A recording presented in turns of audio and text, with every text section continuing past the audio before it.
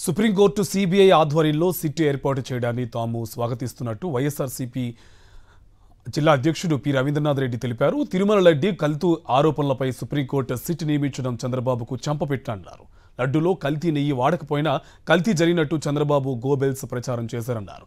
నేటి సుప్రీంకోర్టు తీర్పుతో చంద్రబాబు చెప్పినవన్నీ అబద్ధాలని తేటతెల్లమయ్యాయని రవీంద్రనాథ్ రెడ్డితో మా correspondent Srinivas face to face.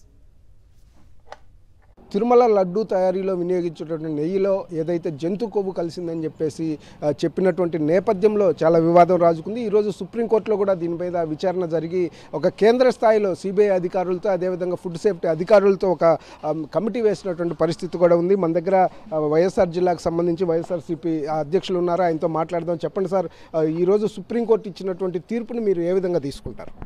నిజంగా స్వాగతిస్తున్నాం. ఎందుకంటే నిజం ఈరోజు కాకుండా రేపైనా కూడా తెలుస్తుంది అని చెప్పేసి ఈ గతం నుంచి అనుకునేదే. సో అది ఇప్పుడు నిజమైన పరిస్థితి అన్నమాట. సో ఇటువంటి దుశ్చర్యలకు పాల్గొనే నాయకులకు చంపపెట్టన్నట్టే అన్నమాట. సో తప్పకుండా, ఎందుకంటే చిలువలు పొలవలు చేసేసి వైఎస్ఆర్ కాంగ్రెస్ పార్టీ పైన బురద జల్లే కార్యక్రమం, జగన్మోహన్ రెడ్డి గారిని బురద జల్లే కార్యక్రమం, వైఎస్ఆర్ కాంగ్రెస్ పార్టీకి హిందువులనే దూరం చేసే కార్యక్రమం అంతా కూడా చేయాలన్న పెద్ద కుట్రను ఈరోజు సుప్రీంకోర్టు ఆర్డర్ తోటి భగ్నం అయిపోయినట్టుంది. డెఫినెట్గా దీన్ని స్వాగతించాల్సిన అవసరం ఉంది. సో హిందువులందరూ కూడా స్వాగతిస్తున్నారు. అంటే నిజంగా ఇప్పుడు సుప్రీంకోర్టు వ్యాఖ్యలను గమనించినట్లయితే అక్కడ అడల్ట్రేషన్ జరిగిందా లేదా అనేటువంటిది తేలలేదు అనేది సుప్రీంకోర్టు చెప్తుంది. దాని మీదనే ఈరోజు సిట్ వేసిన పరిస్థితి. దీన్ని చంద్రబాబు నాయుడు జరిగింది అని చెప్పడానికి మీరు ఎట్లా తీసుకుంటారు? అది ఆ ఊరికనే అబాండాలు వేసే కార్యక్రమం అన్నమాట. దాంట్లో ఏదైతే నేషనల్ డైరీ డెవలప్మెంట్ బోర్డు ఏదైతే ఉందో ఎన్డీడీబీకి సంబంధించిన రిపోర్టు, ఆ రిపోర్ట్లోనే రాసింది అన్నమాట. ఇది మీరు తెచ్చిన శాంపుల్ను మేము వెరిఫై చేస్తున్నాం, అంతకు తప్పనించి మేము శాంపుల్ కలెక్ట్ చేయలేదు, ఇది కోర్టులో అసలు చెల్లదు, ఇది ఒకసారి కౌంటర్ చెక్ చేసుకోకుండానే అనవసరంగా అభాండాలు పాలు చేసే కార్యక్రమము, అప్రతిష్ట పాలు చేసే కార్యక్రమము. నిజంగా కూడా అంత భక్తితో ఆ ప్రసాదాన్ని స్వీకరిస్తారు ఎవరైనా. అటువంటి దాన్ని ఈరోజు అనుమానించే పరిస్థితికి తీసుకురావడం అనేది నిజంగా కూడా చాలా దారుణం. ఆంధ్ర రాష్ట్రానికే ఇది చెడ్డ పేరు తీసుకొచ్చే కార్యక్రమం అన్నమాట. ఇది ఎంత సొంత లాభానికి ఏదైనా పనిచేసినా ఇటువంటి పనులు చేయకూడదు అన్నమాట.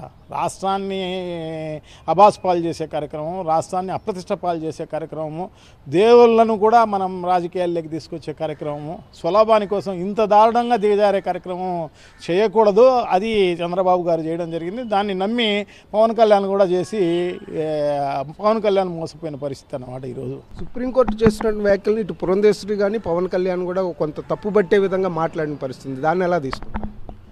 కోర్టుల్లో ఉన్న వ్యవహారాన్ని ఎవరు కూడా మాట్లాడకూడదు. సెంట్రల్ ఆఫీస్ నుంచి కూడా అందరికీ ఇన్స్ట్రక్షన్స్ అన్నమాట, దీని గురించి మాట్లాడకండి, కోర్టులో వ్యవహారం ఉంది అని చెప్పి. అటువంటి దాన్ని నాట్ ఫెయిర్ అని చెప్పేసి మాట్లాడడం, ఇంతకుముందు కేంద్ర మంత్రిగా పనిచేయడం, రాష్ట్ర అధ్యక్షులుగా బీజేపీలో పనిచేస్తుంది. మరి ఆమె ఎలా మాట్లాడిందో, మన పవన్ కళ్యాణ్ ఎలా మాట్లాడినారో, అంటే వాళ్ళకు కోర్టులన్నా ఇంకోటన్నా కూడా గౌరవం లేదనమాట. అంటే వాళ్ళకి ఇష్టం వచ్చినట్టు ఏదో సుప్రీంకోర్టు హైకోర్టులో చెబితే వాళ్ళకు గొప్ప కోర్టులని అనుకుంటారేమో, కానీ వాళ్ళకు వ్యతిరేకంగా వస్తే దాన్ని ఇంకో రకంగా మాట్లాడే కార్యక్రమం చేయడం చాలా దారుణం. ప్రజలు డెఫినెట్గా ఇటువంటి వాళ్ళందరికీ బుద్ధి చెప్పే కార్యక్రమం తొందరలోనే ఉంది.